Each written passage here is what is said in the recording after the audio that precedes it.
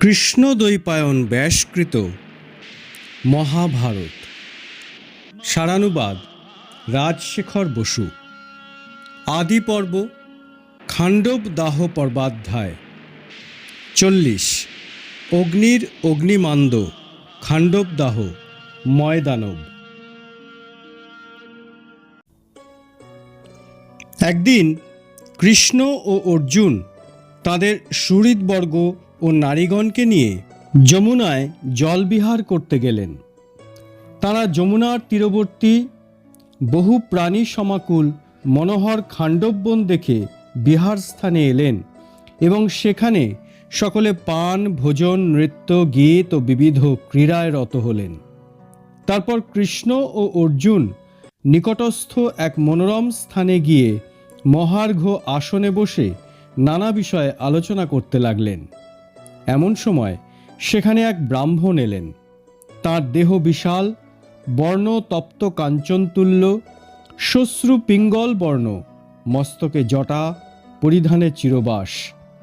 তিনি বললেন, আমি বহুভোজী ব্রাহ্মণ। কৃষ্ণার্জুন, তোমরা একবার আমাকে প্রচুর ভোজন করিয়ে তৃপ্ত করো।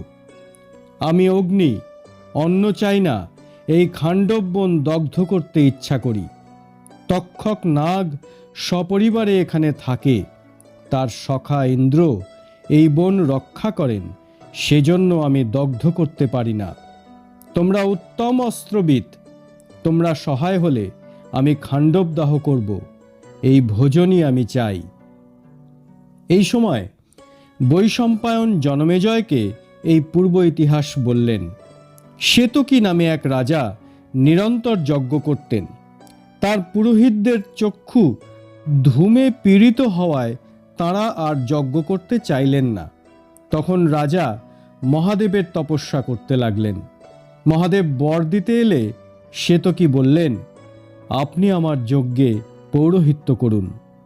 মহাদেব হাস্য করে বললেন, আমি তা পারি না।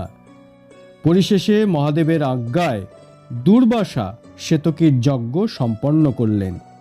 সেই যজ্ঞে অগ্নিদেব 12 বৎসর ঘৃতপান করেছিলেন।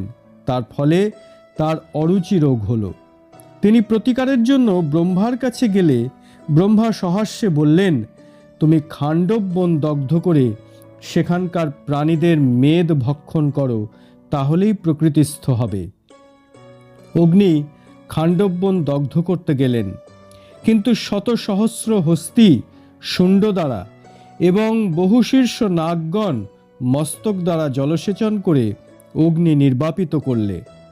7 বার চেষ্টা করে বিফল হয়ে অগ্নিদেব আবার ব্রহ্মার কাছে গেলেন। ব্রহ্মা বললেন, নর ও নারায়ণ ঋষি অর্জুন ও কৃষ্ণ রূপে জন্মেছেন এবং এখন খাণ্ডব বনেই আছেন। তারা তোমার সহায় হলে দেবতারাও বাধা দিতে পারবেন না। অর্জুন অগ্নিকে বললেন, ভগবান, আমার কাছে দিব্য বাণ অনেক আছে, কিন্তু তার উপযুক্ত ধনু এখন সঙ্গে নেই। কৃষ্ণও নিরস্ত্র। আপনি এমন উপায় বলুন যাতে ইন্দ্র বর্ষণ করলে আমি তাকে নিবারণ করতে পারি। তখন অগ্নিদেব লোকপাল বরুণকে স্মরণ করলেন এবং বরুণ উপস্থিত হলে তার কাছ থেকে চন্দ্রপ্রদত্ত গাণ্ডীব ধনু, 2 অক্ষয় তুনীর এবং কপিধ্বজ রথ চেয়ে নিয়ে অর্জুনকে দিলেন এবং কৃষ্ণকে একটি চক্র ও কৌমোদকী নামক গদা দিলেন। কৃষ্ণার্জুন 2 রথে আরোহণ করলে অগ্নি খাণ্ডব বন দগ্ধ করতে লাগলেন। পশুপক্ষী চিৎকার করে পালাতে গেল, কিন্তু অর্জুনের বাণে বিদ্ধ হয়ে অগ্নিতে পড়ল। কোনো প্রাণী নিস্তার পেল না। অগ্নির আকাশস্পর্শী শিখা দেখে দেবতারা উদ্বিগ্ন হলেন। ইন্দ্রের আদেশে মেঘ থেকে সহস্র ধারায় জলবর্ষণ হতে লাগলো, কিন্তু অগ্নির তেজে তা আকাশেই শুকিয়ে গেল। এই সময় নাগরাজ তক্ষক কুরুক্ষেত্রে ছিলেন। তক্ষক পত্নী তাঁর পুত্র অশ্বসেনকে গিলে ফেলে বাইরে আসবার চেষ্টা করলে অর্জুন তাঁর শিরশ্ছেদন করলেন। তখন ইন্দ্র বায়ু বর্ষণ করে অর্জুনকে মোহগ্রস্ত করলেন। সেই সুযোগে অশ্বসেন মুক্ত হল। অগ্নি, কৃষ্ণ ও অর্জুন তাকে শাপ দিলেন, তুমি নিরাশ্রয় হবে। ইন্দ্র তাকে বঞ্চিত করেছেন, এই কারণে অর্জুন অত্যন্ত ক্রুদ্ধ হয়ে ষড়জালে আকাশ আচ্ছন্ন করলেন। ইন্দ্র ও অর্জুনের তুমুল যুদ্ধ হতে লাগল। অসুর, গান্ধর্ব, যক্ষ, রাক্ষস প্রভৃতি কৃষ্ণার্জুনকে হারাবার জন্য উপস্থিত হল, কিন্তু অর্জুনের শরাঘাতে এবং কৃষ্ণের চক্রে আহত হয়ে সকলেই বিতাড়িত হল। ইন্দ্র বজ্র নিয়ে এবং অন্যান্য দেবগণ নিজ নিজ অস্ত্র নিয়ে আক্রমণ করলেন, কিন্তু কৃষ্ণার্জুনের অস্ত্রাঘাতে তাদের চেষ্টা ব্যর্থ হল। অবশেষে ইন্দ্র মন্দর পর্বতের একটি বিশাল শৃঙ্গ উৎপাটিত করে অর্জুনের প্রতি নিক্ষেপ করলেন। অর্জুনের বাণে পর্বত শৃঙ্গ সহস্র খণ্ড হয়ে খাণ্ডববনে পড়ল, অসংখ্য প্রাণী নিহত হল। দেবগণের পরাজয় দেখে ইন্দ্র আনন্দিত হয়ে কৃষ্ণার্জুনের প্রশংসা করতে লাগলেন। তখন মহাগম্ভীর শব্দে এই অশরীরিণী দৈববাণী হল, বাসব, তোমার সখা তক্ষক দগ্ধ হননি, তিনি কুরুক্ষেত্রে আছেন। অর্জুন আর বাসুদেবকে কেউ যুদ্ধে জয় করতে পারে না, তাঁরা পূর্বে নরনারায়ণ নামক দেবতা ছিলেন। দৈববাণী শুনে ইন্দ্রাদি দেবগণ সুরলোকে চলে গেলেন। অগ্নি অবাধে খাণ্ডববন দগ্ধ করে প্রাণীগণের মাংস রুধির বসা খেয়ে পরিতৃপ্ত হলেন। এই সময় ময় নামক এক তসুর তক্ষকের আবাস থেকে বেগে পালাচ্ছে দেখে অগ্নি তাকে খেতে চাইলেন।